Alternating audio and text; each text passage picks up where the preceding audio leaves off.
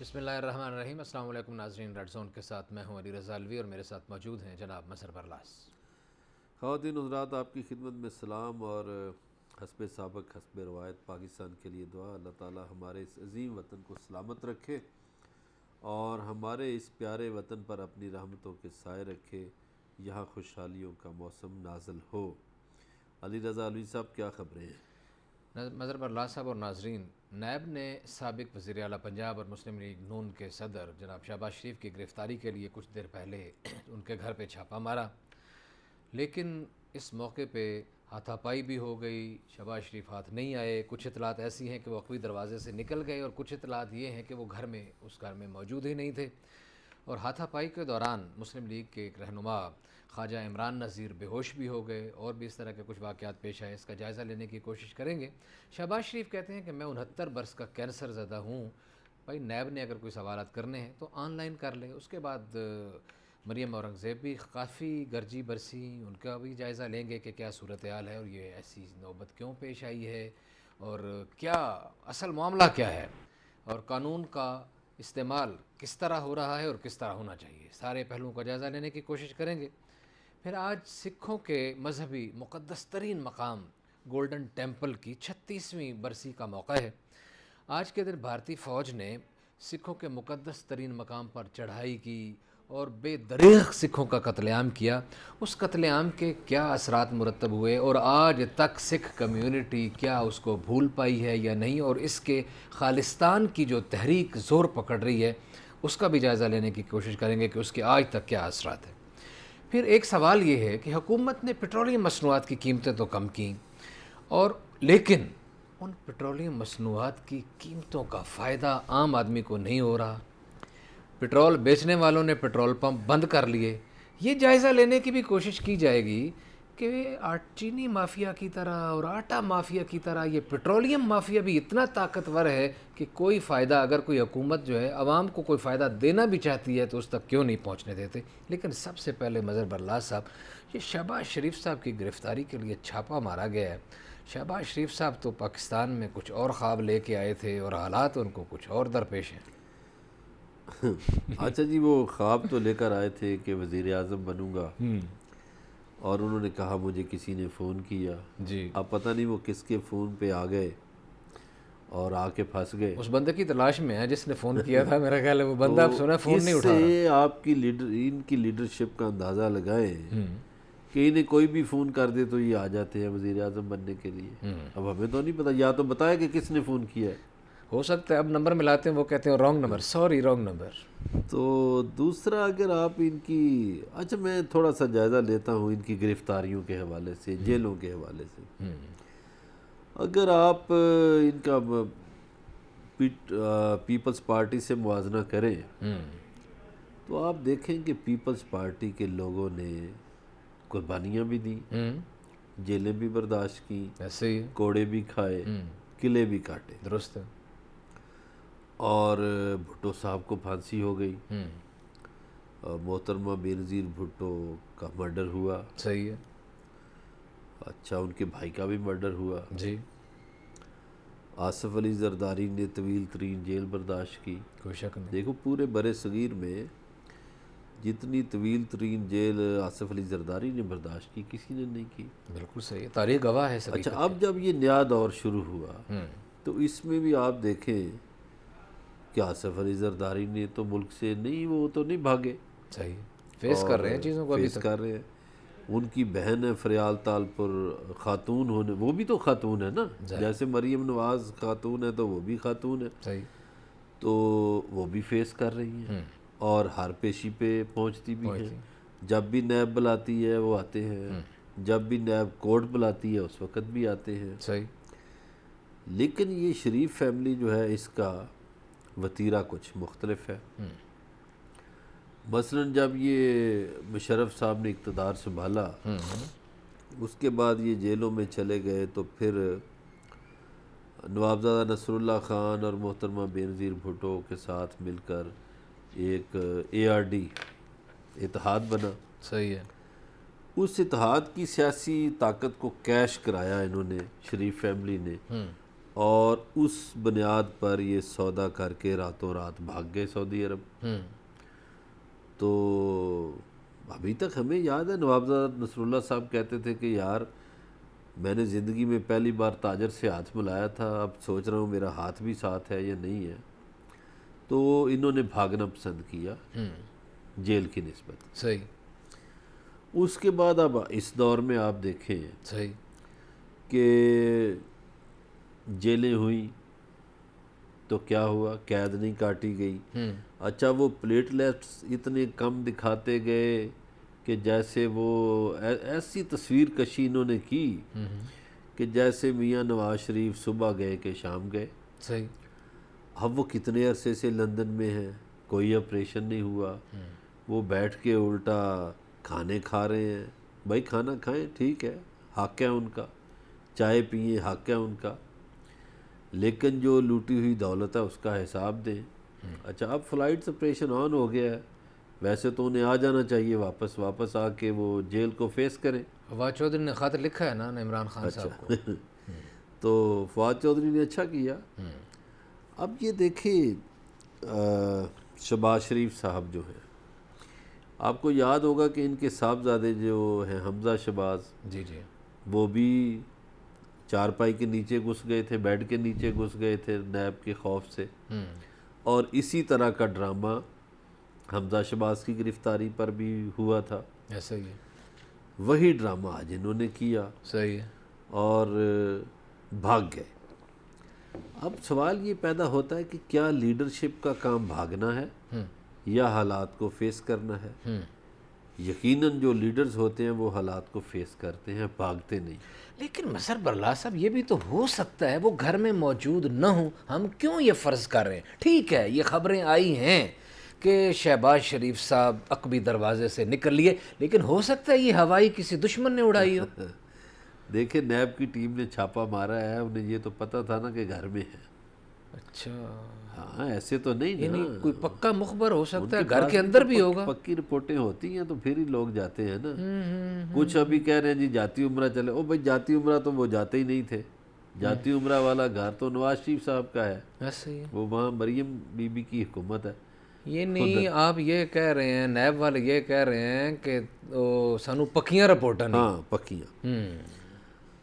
اب اس پہ ہنگامہ کیا۔ اگر آپ قانون کا احترام کرتے ہیں تو آپ کو گرفتاری دینی چاہیے۔ ایک احتساب کا ادارہ ہے، جی جی، اس کو آپ سے انفارمیشن چاہیے۔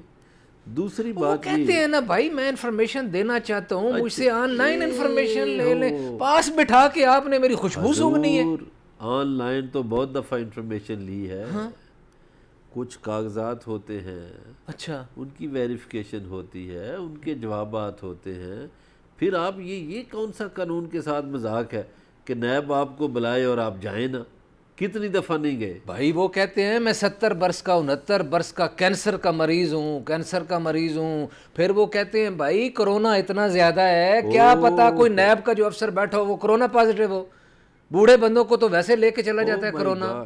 اچھا آپ کیوں نہیں یہ بھائی انسانی بنیادوں پہ برلا صاحب یہ بات سوچیں نا۔ جو ہماری بات شروع ہوئی، ہاں ہاں 69 برس کا آدمی کینسر زدہ بیمار جی وزیر اعظم بننے کے شوق میں آ گیا۔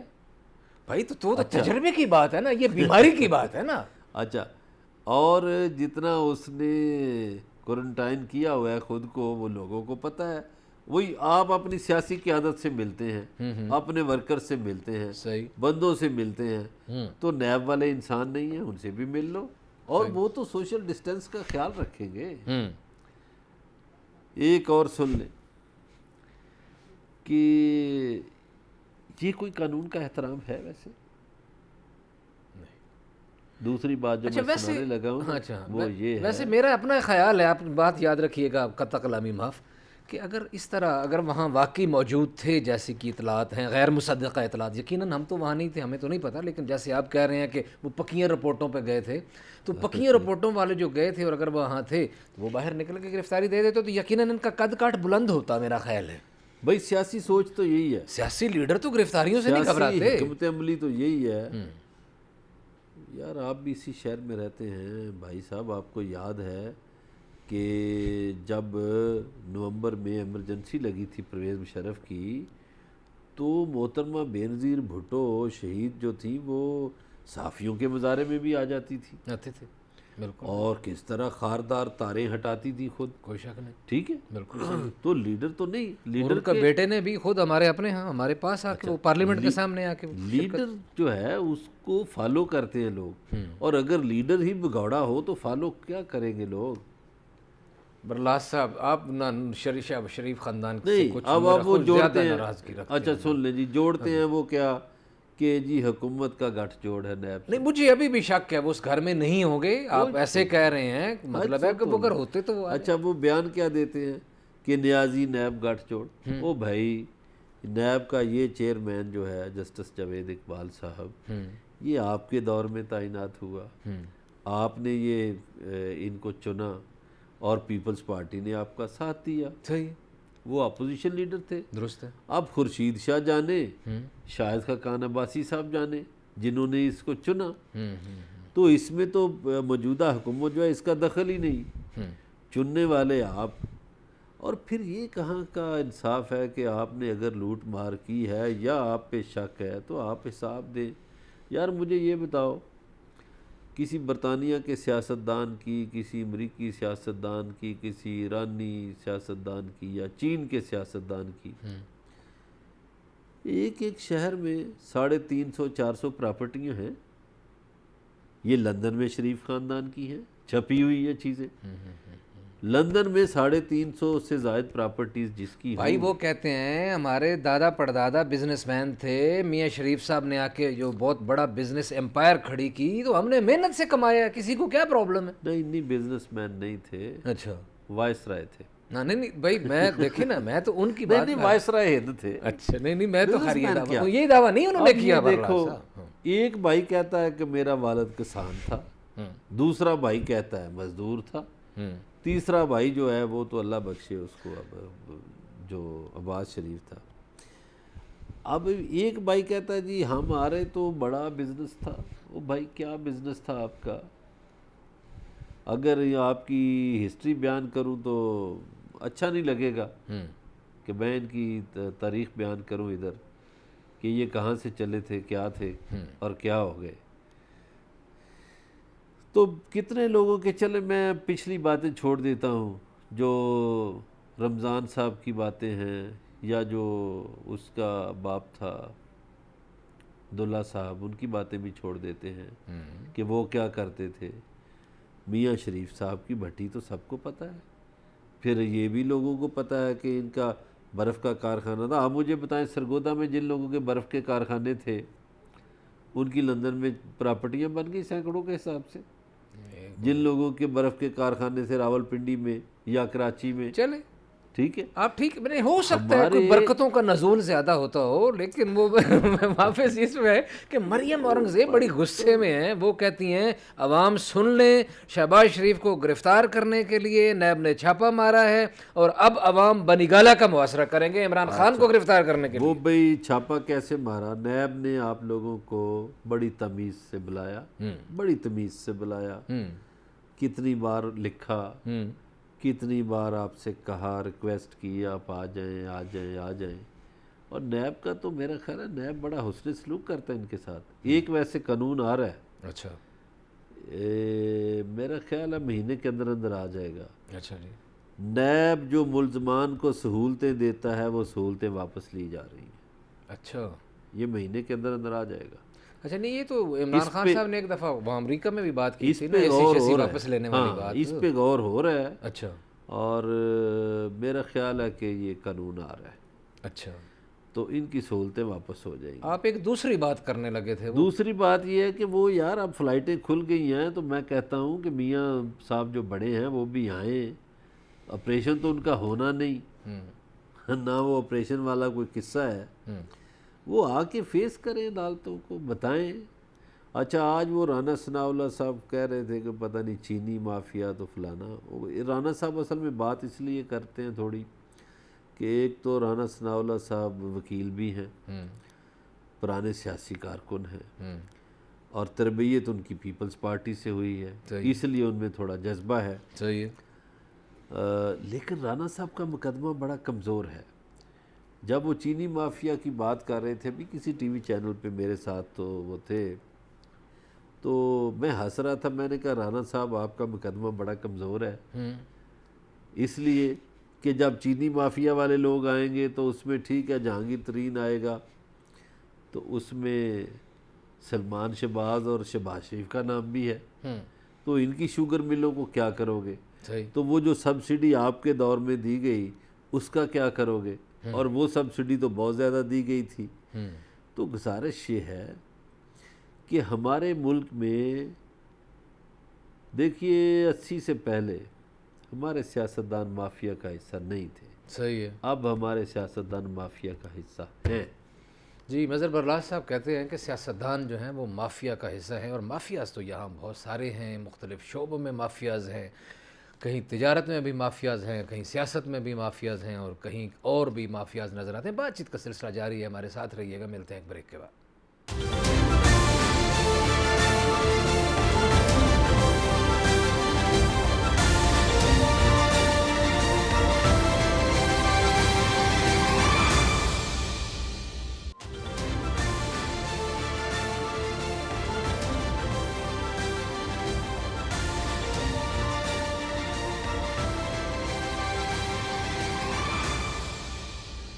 ویلکم بیک ناظرین. بریک پہ جانے سے پہلے شہباز شریف صاحب کی گرفتاری کے لیے جو چھاپہ مارا گیا اس پہ ہم بات کر رہے تھے. مریم اورنگزیب صاحبہ نے بھی بات کی.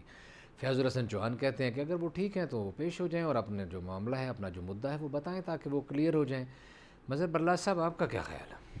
اچھا یہ جو ترجمان ہے نا یہ تو اپنی اپنی ترجمانی کریں گے، ان کی نوکریاں ہیں ظاہر ہے. نوکری ہے. جو فیاض الحسن چوہان کی نوکری ہے وہ بھی ترجمانی ہے، اور جو مریم اورنگزیب کے، دونوں کا اتفاق سے تعلق پنڈی سے ہے جی جی اور غالباً ایک ہی حلقے سے. یقیناً.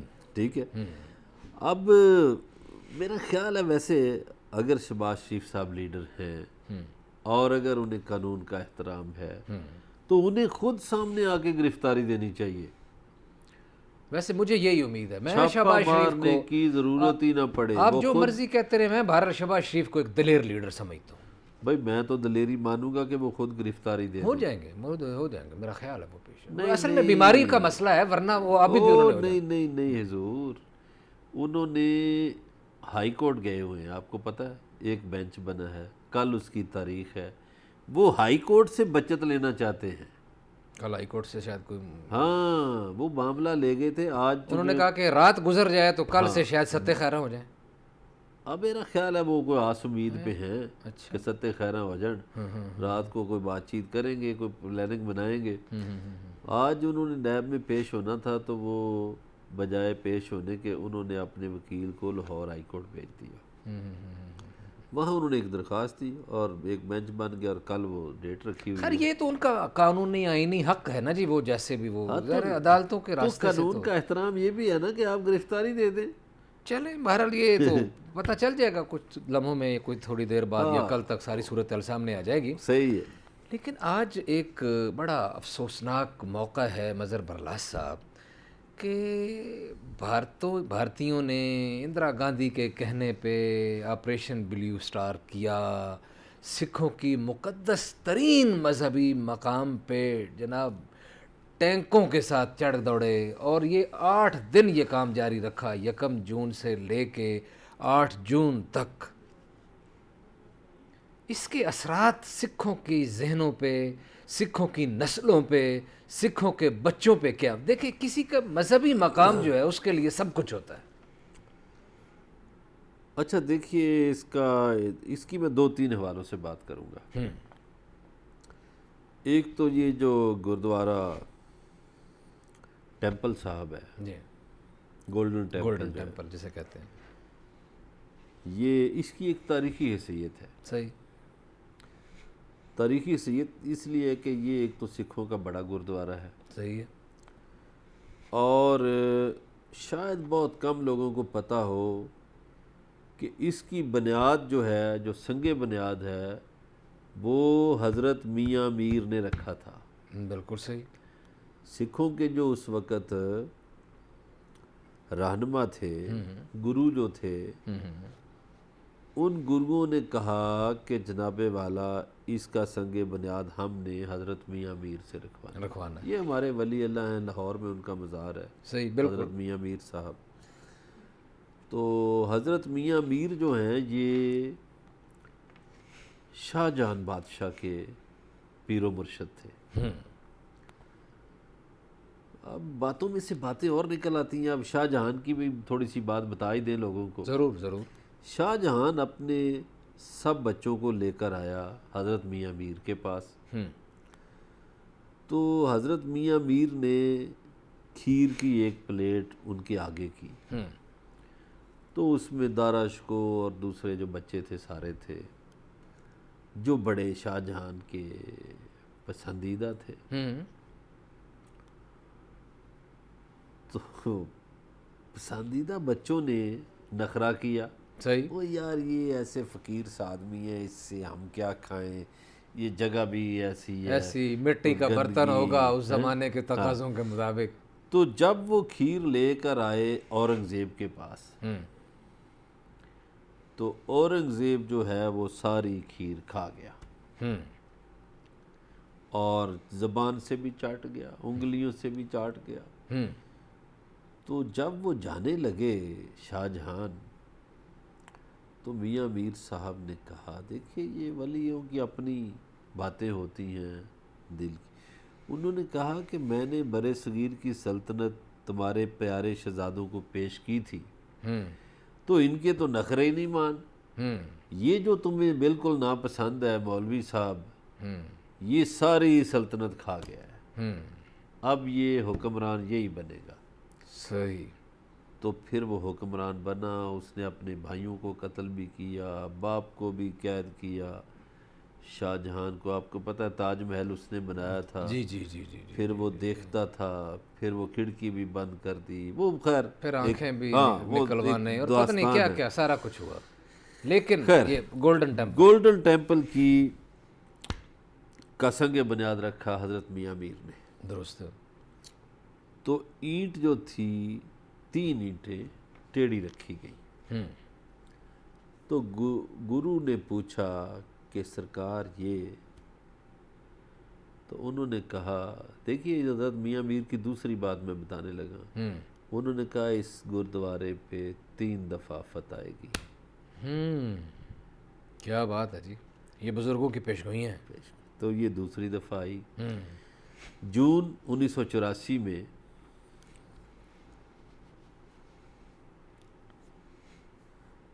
اس کو انڈین فوج نے گردوارے کی بے حرمتی کی، حملہ کر دیا. اس میں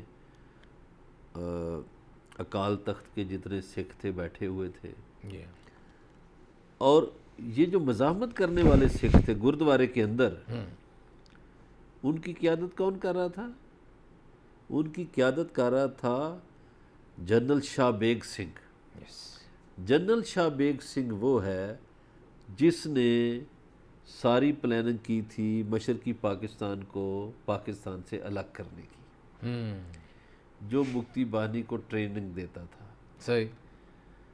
اس نے 1982 میں ایک ملاقات کی سنت جرنیل سنگھ بھنڈراوالا سے، خالصتان تحریک کے سربراہ سے. صحیح. سنت جرنیل سنگھ بھنڈراوالا جو ہے اس کا گاؤں ہے ضلع موگا میں.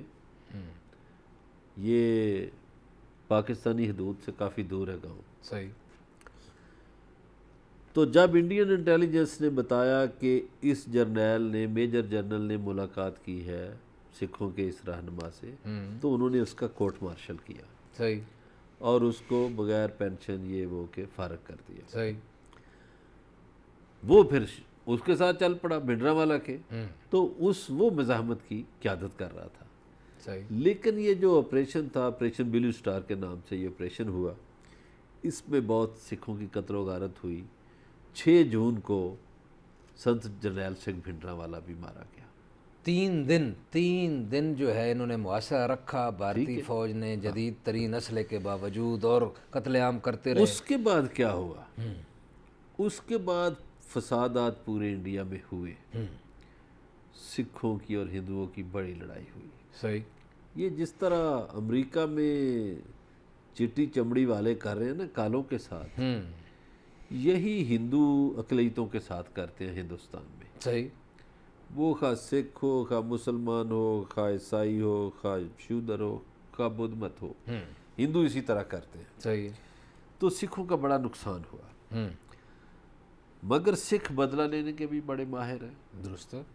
آپ بور تو نہیں ہو رہے؟ نہیں نہیں نہیں نہیں، یہ تو سکھ ہسٹری اتنے ہے، بدلہ تاریخ لینے ہے. کے ماہر ہیں کہ جلیانوالہ باغ میں جس انگریز جرنیل نے گولی چلائی تھی، جنرل ڈائر نے، اس کو ایک سکھ نے برطانیہ جا کے مارا بہت بعد میں. زبردست. اس نے کہا نہیں چھوڑنا. بالکل صحیح، بالکل صحیح. ابھی یہ ہوا کہ یہ اندرا گاندھی کے دور میں آپریشن ہوا. جی ہاں. یہ جون کا واقعہ ہے. اور اندرا کے آرڈر پہ ہوا. تو پھر اکتوبر میں اندرا گاندھی کے جو سکھ باڈی گارڈ تھے، ستونت سنگھ اور بیانت سنگھ، ان دونوں نے 31 اکتوبر کو صبح سویرے یہ کام کر دیا کہ انہوں نے اندرا اندرا گاندھی کو مار دیا. بالکل صحیح ہے. اس کے بعد انڈین انٹیلیجنس کو بڑا غصہ آیا، تو را نے اپنی فوج کے ساتھ اور دیگر اداروں کے ساتھ مل کر ایک پروگرام بنایا کہ جو جو سکھ لڑکے ہیں خالصتان کے لیے سرگرم، انہیں مار دیا جائے. تو 1984 سے لے کر 1994 تک 10 سالوں میں 10 لاکھ سکھ نوجوان مارے گئے. ظلم کی اس دوران جو کھاتے پیتے گھرانوں سے تعلق رکھتے تھے وہ بچ بچا کے کوئی کینیڈا بھاگ گیا، کوئی انگلینڈ چلا گیا، کوئی امریکہ چلا گیا، کوئی سنگاپور، کہیں انڈیا چھوڑ گئے. صحیح ہے. ابھی جو سکھوں کی دنیا میں آبادی ہے وہ 2.5 کروڑ ہے. 2.25 کروڑ انڈیا میں ہے، 25 لاکھ پوری دنیا میں ہے جو ارد گرد پھیلے. دنیا میں وہ گئے ادھر سے ہی ہے. ایسا ہی ہے. اب جو سنت جرنیل سنگھ بھنڈرانوالا کا بیٹا ہے وہ کینیڈا میں ہے. وہ جو سکھ لڑکے مارے گئے تھے یا جوان مارے گئے تھے، ان کے بھائی بچے جو شادی شدہ لوگ تھے، ان کے چھوٹے چھوٹے بچے تھے، وہ بیچارے یتیم ہو گئے، 2 سال کے، 4 سال کے، 6 جوان ہو گئے. وہ ہو گئے ہیں جوان. ہاں، اور اس آگ کے ساتھ، بدلے کی آگ کے ساتھ، جن کے سامنے ان کے بڑوں کو مارا گیا، جوان ہو گئے ہیں. اب وہ کہتے ہیں کہ ہم نے خالصتان بنانا ہے. اب انہوں نے خالصتان کی کرنسی نوٹ بھی شائع کر دیا. صحیح ہے. خالصتان بینک بھی بنا لیا، خالصتان کا جھنڈا بھی بنا لیا، خالصتان کے ترانے بھی بن گئے. خالصتان کا جو نقشہ ہے اس میں پتہ کیا کیا شامل ہے؟ بتائیں نا. اس میں پنجاب، اس میں ہریانہ، صحیح، اس میں ہماچل پردیش، صحیح، اس میں راجستھان، اور اس میں کچھ علاقے شامل ہیں چھتیس گڑھ کے، جس میں انڈیا کی فوجی اکیڈمی جو ہے دہرادون وہ بھی شامل ہے. صحیح. اور کچھ علاقے شامل ہیں مودی جی کے صوبے کے، گجرات کے. صحیح ہے. تو اتنا بڑا نقشہ انہوں نے کہا جی یہاں سکھ اکثریت میں ہیں، تو یہ ہمارا علاقہ ہے. صحیح. حالانکہ انہوں نے ہماچل پردیش میں کیا سازش کی انڈیا والوں نے کہ سکھوں کو وہاں سے بھگایا، اور ہماچل چونکہ چین کے ساتھ لگتا ہے تو انہوں نے وہاں ہندو اکثریت آباد کی. وہی اسرائیل والا پیٹرن.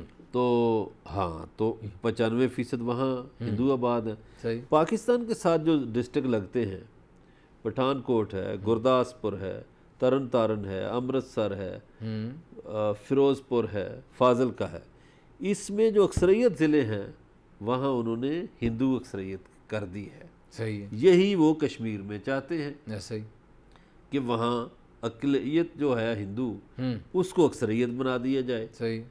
مگر یہ ساری چالیں جو ہیں راہ کی، یہ ناکام ہوتی ہوئی دکھائی دے رہی. صحیح ہے. اس لیے کہ انہوں نے خطے میں جو جال بنا تھا وہ بھی ناکام ہو گیا. اور سکھ جو ہیں 6 جون کو اسی سال اناؤنس کرنے والے ہیں کہ وہ ریفرینڈم کب کروائیں گے خالصتان کے حوالے سے. اگر آپ اجازت دیں تو پھر میں مودی سے پوچھوں نہیں کہ یہ ریفرینڈم بھی ہو گیا اور یہ ساری ریاستوں کا جن ایریاز کا حوالہ دیا ہے اس کے اوپر کام شروع ہو گیا، تو پھر تیرا کیا بنے گا کالیا؟ بننا کیا ہے وہ کہ لداخ میں مار کھائی ہے چائنا والوں سے، ادھر سکم میں بھی چائنا والوں سے مار کھائی ہے، کالا پانی جو ہے ادھر نیپال والوں سے مار پڑ رہی ہے۔ اچھا وہ جو 7 ریاستیں ہیں جو وادی سکم کے بعد آتی ہیں، یہ سکم سیکٹر کے بعد جو آتی ہیں نا، جو ویسٹ بنگال کی گلی نما جو راستہ ہے اس کو گزر کے، وہ 7 ریاستیں جو ہیں وہاں تو پہلے آزادی کی تحریکیں چل رہی ہیں، صحیح ہے، وہ تو انڈیا سے کٹ جائیں گی۔ چائنا نے اگر تھوڑا سا کام دکھایا، لیکن چائنا کے ساتھ جیسے ابھی انہوں نے رابطہ کیا ہے، کیا پتہ کوئی چائنا کو یہ رام کرنے میں یا معافی تلافی مانگنے میں کچھ چائنا کو رام کر لیں، بھوٹان کو کیسے رام کریں گے؟ بھوٹان نے اگر وہ کاٹ دیا، اچھا پھر بنگلہ دیش سے بھی اب معاملات خراب ہیں۔ جب سے یہ شریعت کا قانون لائے ہیں نا انڈیا والے، تو آپ کو پتہ ہے کہ ویسٹ بنگال انڈیا کے پاس ہے، جی ہاں، اور ایسٹ بنگال بنگلہ دیش کے پاس ہے۔ صحیح ہے، اب وہ جو سارے مسلمانوں کا پریشر ہے بنگالیوں کا، وہ ادھر جاتا ہے، تو وہ تنگ ہے۔ صحیح، وہ جو 7 ریاستیں ہیں جس میں آسام ہے، اروناچل پردیش ہے، جس میں میزورام ہے، جس میں ناگالینڈ ہے، جس میں منی پور ہے، جس میں تریپورہ ہے، جس میں میگھالیہ ہے، یہ 7 ریاستیں تو پہلے ہی آزادی کی تحریکیں چلا رہی ہیں، صحیح ہے، اور وہاں تو انڈین آرمی کا سانس لینا مشکل ہے۔ صحیح، اب 2 ریجمنٹ جو ہے نا انڈیا میں، یہ سکھوں کی چونکہ بات ہو رہی ہے، انڈین فوج میں 2 ریجمنٹس ایسی ہیں جو لڑائی کے لیے بہت مشہور ہیں۔ صحیح، ایک سکھ ریجمنٹ ہے اور ایک گورکھا ریجمنٹ ہے۔ صحیح ہے، اگر آپ خالصتان کے ساتھ پنگے بازی کرتے ہیں تو سکھ ریجمنٹ لڑے گی، صحیح ہے، اور اگر آپ نیپال سے پنگے بازی کرتے ہیں تو گورکھا ریجمنٹ لڑے گی۔ بالکل صحیح ہے۔ یہ سوال ہے راہ کے سامنے، انڈیا والے بہت پریشان ہیں۔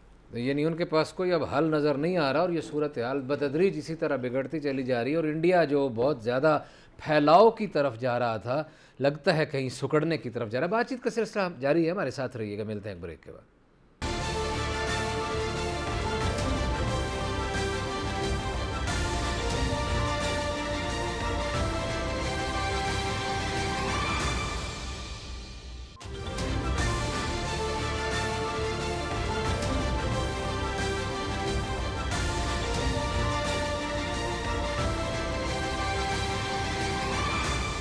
ویلکم بیک ناظرین۔ بریک پہ جانے سے پہلے ہم بھارتی مظالم کی بات کر رہے تھے، گولڈن ٹیمپل کا سانحہ جو ہے اس کو یاد کر رہے تھے، جو ظلم و ستم ہوئے اس کا ذکر کر رہے تھے، لیکن ابھی ہم بڑھتے ہیں پاکستان کے اندر کے حالات کی طرف۔ حکومت بڑا نازاں ہے۔ وزیر اعظم پاکستان جناب عمران خان صاحب نے کہا کہ ہم نے پیٹرولیم مصنوعات کی قیمتیں اتنی کم کر دی ہیں کہ ارد گرد کے ہمارے ہمسایہ ممالک میں، ہمارے خطے میں اتنی قیمتیں کم نہیں ہیں، لیکن بدقسمتی سے جب سے یہ قیمتیں کم ہوئی ہیں ہم یہ دیکھ رہے ہیں کہ بہت سارے پیٹرول پمپس جو ہیں انہوں نے تو بالکل واضح انداز میں انکار کیا ہوا ہے، لوگوں کو انٹرٹین ہی نہیں کر رہے، پیٹرول ہی نہیں دے رہے، اور جو دے رہے ہیں انہوں نے ایک نئی نوسر بازی شروع کر دی ہے کہ وہ سپر کی بجائے ہائی اوکٹین کا نام استعمال کر رہے ہیں، اور بجائے اس کے کہ وہ کم قیمت پہ وہ دیں، لوگوں کو کچھ سہولت پہنچائیں، وہی ہائی اوکٹین کے نام پہ 100 روپیہ زیادہ استعمال لے رہے ہیں، بلکہ 158 روپے لیٹر تک دے رہے ہیں، اور جی ہمارے پاس ہائی اوکٹین ہے اور سپر ہے ہی نہیں۔ یہ نوسر بازی چل رہی ہے مظہر برلاس صاحب، تو یہ عوام کو فائدہ پہنچانے میں حکومت کیوں ناکام ہو گئی ہے؟ گزارش یہ ہے کہ عمران خان کی حکومت آئی تھی کرپشن کے خلاف، اسی پہ ووٹ لیا نا لوگوں سے، جی، لیکن بڑی بدقسمتی سے یہ کہنا پڑتا ہے کہ اس دور میں کرپشن نہیں رک سکی۔ جی ہاں، اب یہ سارا کرپشن کا چکر ہے، جی ہاں، یہ بھی کرپشن ہے نا، بالکل کرپشن ہے۔ کہ آپ لوگوں کو پیٹرول نہیں دے رہے، اور پھر یار یہ کرونا کا موسم ہے، اس میں بھی ہمارے لوگ بے ایمانی سے، بددیانتی سے، دھوکہ دہی سے، جھوٹ سے باز نہیں آ رہے، نہیں ہے، کوئی خوف خدا نہیں ہے، ہمارے تاجروں کو، ہمارے ان لوگوں کو کوئی خوف خدا نہیں ہے۔ ایسے ہی ہے، پیٹرول جب مہنگا ہوتا ہے تو چیزیں فوراً مہنگی کر دیتے ہیں، ایسے ہی ہے، ہمارے ٹرانسپورٹ والے بھی کرائے بڑھا دیتے ہیں، جی ہاں، ہماری منڈیوں میں بھی آگ لگ جاتی ہے، بالکل جی، وہ سبزیاں پیٹرول مہنگی مہنگا ہو ہو گیا جی، جاتی ہیں۔ پیٹرول مہنگا ہو گیا، اچھا، اب جب پیٹرول سستا ہوا ہے تو سب چیزیں سستی ہونی چاہیے، ہونی چاہیے، اور اس میں افسران کا قصور ہے، بیوروکریسی کا قصور ہے۔ یہ کدھر گئے یہ اے سی ڈی سی جتنے ہیں جی ہاں، مختلف شہروں میں، مجسٹریٹ ہے، لیکن وہ بھی کیا ہے، وہ بھی ان کے ساتھ ملے ہوئے ہیں۔ میں نے کہا نا رشوت نہیں رکتی. نہیں رکتی، بالکل. وہ یہی بھائی وہ جس پمپ پہ یہ چل رہا ہے سارا کھاتا, وہ ان کو کیوں نہیں پتہ چلتا کہ میرے شہر میں کتنے پمپ ہیں یا میری تحصیل میں کتنے پمپ ہیں اور کیا سلوک کر رہے ہیں. پمپ والے لگا دیتے ہیں, بندوبست کر دیتے ہیں چائے پانی کا, ہوں کام ختم ہو جاتا ہے. تو لوگوں کی یہ عمران خان صاحب کو دیکھیے ایک مانیٹرنگ سیل بنانا چاہیے تھا شروع سے ہی, صحیح ہے. کہ تاکہ ان کے آرڈرز پہ عمل درآمد ہو سکے. وہ اب خود ٹی وی پہ آگے کہتے ہیں میں نے چیف سیکرٹری سے کہا ہے. وہ بھائی کہا ہے تو اس پہ عمل درآمد ہونا چاہیے. عمل درآمد کرانا ہے, یہ مشینری آپ کی نے, یہ جو جتنی انتظامی مشینری ہے, جتنے ڈی سی اوز ہیں, ایس پیز ہیں, انہوں نے مجسٹریٹ. ویسے برلا صاحب مجھے آپ کی بات سے یاد آیا کہ یہ جب سے انہوں نے اقتدار سنبھالا تھا اس کے بعد سے, ان سے جب ہماری ملاقات بھی ہوئی تھی اس کے بعد سے ہم بار بار یہ بات کر رہے ہیں کہ یہ بہرحال وزیر اعظم کو کوئی نہیں, وزیر اعظم کی نیک نیتی پہ کوئی شک نہیں کرتا, لیکن ان کے احکامات پہ عمل درآمد نہیں ہوگا تو اس کی ریسپانسبلٹی تو بہرحال ٹیم لیڈر کی ہے, چاہے جو مرضی کر لیں, جو مرضی کہہ لیں. نہیں, ذمہ دار حکمران ہوتا ہے. دیکھیے اب امریکہ میں مظاہرے ہو رہے ہیں, ہنگامے ہو رہے ہیں, حکمران ذمہ دار ہے. ایسے ہی ہے. اور مجھے تو خوف آتا ہے کہ یہ ان لوگوں کو لوگ مہذب کہتے تھے, کس طرح وہ کالوں کو مار رہے ہیں, کس طرح انسانیت سوچ سلوک کر رہے ہیں. اس کو یہ کہتے تھے بڑے بڑے ہمارے پورا میڈیا اور بڑے اخبار اور این جی اوز کہتے ہیں یہ جی بڑے مہذب لوگ ہیں. مجھے تو پنجاب پولیس پہ ترس آنا شروع ہو گیا ہے. میں جو ان کی پولیس کی کارروائیاں دیکھتا ہوں نا امریکیوں کی, تو میں کہتا ہوں یار یہ پنجاب پولیس تو بہت اچھی ہے. ہاں یہ ہے, لیکن بہرحال پھر یہی بات میرا پھر وہی مسئلہ ہے, میرا تو مسئلہ ہے جی عوام کا مسئلہ ہے. برلاس صاحب, ہم نے اس کے حق میں بڑے خطبے پڑھے, اس حکومت کی تعریفوں میں بڑے پل باندھے, ہم نے بڑی امیدیں وابستہ رکھیں, لیکن معافی چاہتا ہوں یہ سارے خواب کرچیوں سمیت میری تو آنکھوں میں چبھ گئے ہیں. میری مطلب میرے عوام ہیں, میرے جیسے لوگ ہیں. صحیح ہے آپ کی بات, آپ صحیح فرما رہے ہیں. گزارش یہ ہے کہ یہ سب کچھ جب ہو رہا ہے کوئی دور کی بات تو نہیں ہے. نہیں, یہ وزیر اعظم کی ناک کے نیچے ہے اسلام آباد, یہاں یہ کام ہو رہا ہے جی, تو پورے ملک میں ہو رہا ہے, جگہ جگہ ہو رہا ہے. لوگ ذلیل و خوار ہو رہے ہیں اور اس پہ عمل درآمد نام کی کوئی چیز نہیں ہے. مہنگائی کو کم کرنے میں حکومت ناکام ہو چکی, کرپشن آپ خود مان رہے ہیں کہ اس کو قابو کرنے میں ناکام ہو چکی. وہ بھائی صاحب ایک بات ہوتی تھی کہ پرائس کنٹرول کمیٹیاں ہوتی تھی, وہ کدھر ہیں, ان کا فنکشن ہی کوئی نہیں, اب پتہ نہیں کدھر گئی ہیں. کوئی نہیں. اب آپ ایک جگہ سے سبزی لیں اس کا ریٹ اور ہے, دوسری جگہ سے لیں اور ہے وہ بھی سبزی ہے. ایک جگہ سے اس پانی کا ریٹ اور ہے, دوسری جگہ پہ اور ہے. ایک کمپنی وہی پانی کی بوتل 260-65 روپے میں بیچ رہی ہے, دوسری 150 میں بیچ رہی ہے, ایک 120 روپے میں بیچ رہی ہے. تو چیک اینڈ بیلنس نہیں ہے, جس کا مطلب یہ ہوا جی کہ بیڈ گورننس ہے. ایسے ہی, ٹھیک ہے, صحیح ہے. اگر گڈ گورننس ہو تو ایسا نہیں ہوتا.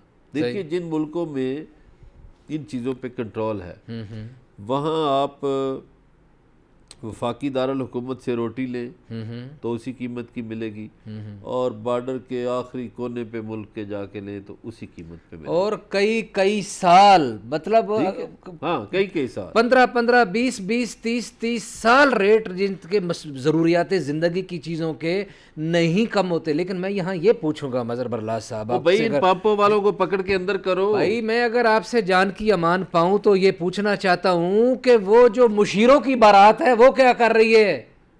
1 منٹ ہے ہمارے پاس صرف. مشیر بہت سے تو پیٹرولیم والے ہی ہیں نا.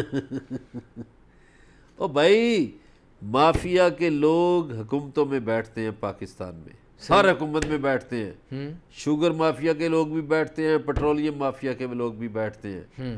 جب تک آپ انہیں اندر نہیں کرو گے آپ کے ملک میں یہ ہوتا رہے گا. مہنگائی بھی ہوگی, عوام بھی لوٹے جائیں گے, عوام کے ساتھ دھوکہ بھی ہوگا, چوری بھی ہوگی, فریب بھی ہوگا, فراڈ بھی ہوگا.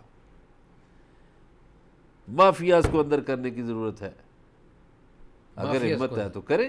وزیر اعظم تو بار بار کہتے ہیں کہ یہاں مجھے بہت سارے مافیاز کا مقابلہ کرنا پڑ رہا ہے اور یہاں بہت زیادہ مافیاز ہیں. لیکن بہرحال مافیاز سے آپ ہی نے نمٹنا ہے, آپ صاحب اقتدار ہیں اور آپ کے ہاتھ میں قوت ہے, آپ کے ہاتھ میں طاقت ہے, اور اس سے بہتر تو شاید ماحول کسی کو میسر ہی نہیں ہے کہ جس کے ساتھ عدلیہ بھی ہے, جس کے ساتھ فوج بھی ہے, اور جس سے کسی حد تک عوام کی بھی پذیرائی حاصل رہی ہے. تو یہ سب کچھ بہرحال آپ ہی نے کرنا ہے. ناظرین آج اتنا ہی, کل آپ سے پھر ملاقات ہوگی. اپنا خیال رکھیے گا. اللہ نگہبان.